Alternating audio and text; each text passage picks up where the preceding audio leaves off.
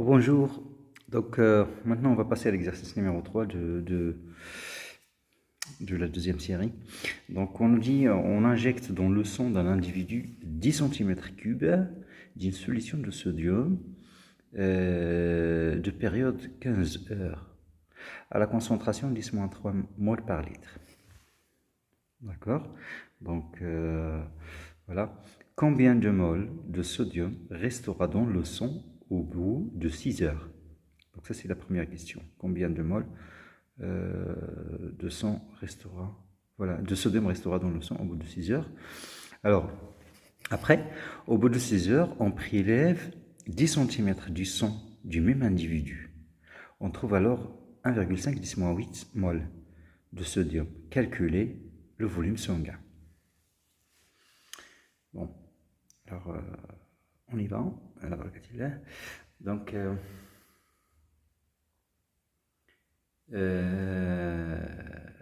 voilà. Donc, bon, ce qu'il faut rappeler dans un premier temps, donc on va rappeler encore une fois la loi de la radioactivité avec le nombre de moles, cette fois-ci, N. Et puis, nous avons cette relation que vous connaissez concernant la concentration qui est égale au nombre de moles divisé par le volume. Très bien. Alors, on nous donne dans un premier temps donc un volume V1 est égal à 10 cm3 avec une concentration 10-3 mol par litre. En fait, ça c'est quoi? Ça c'est le volume injecté à l'individu.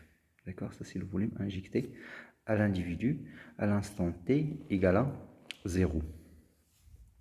On nous donne T1,5 de l'iode, plutôt du sodium cette fois-ci, donc c'est 15 heures. Et puis, après, on nous pose la question, hein, d'accord? Après, on nous a posé la question, calculer le nombre de moles au bout de 6 heures. Ok, le nombre de moles au bout de 6 heures. Donc, au bout de 6 heures, donc on va appliquer la loi de la radioactivité. On a quoi? On a N à 6 heures, c'est égal N0, 2 à la puissance moins 6 divisé par T1,5 qui est égal à 15. Très bien. Alors maintenant, N0, c'est la quantité de moles initialement injectée, donc c'est là qu'on va appliquer cette relation. Donc c'est égal à C fois V, 2 à la puissance moins 16 sur 15, et c'est égal à 10 moins 3 fois le volume qui est égal à 10. Attention, centimètres cubes, donc il faut convertir en mètres cubes. Non, en fait, en litres, hein, en litres. Donc c'est 10 moins 3, d'accord? 10 moins 3, ça veut dire 10 moins 2. Voilà, fois 10 moins 3, ok? Fois 10 moins 3, fois 2 à la puissance moins 6 sur 15. Et c'est égal. Donc on fait une application numérique ici, d'accord?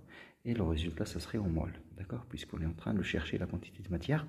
Donc ça, c'est quoi? Ça, c'est la quantité de matière au bout de 6 heures qui va exister dans le sang. Ok? Qui va exister dans le sang. Bien. Alors, voilà. Donc, c'est tout concernant la première question. Maintenant, après, on a fait quoi?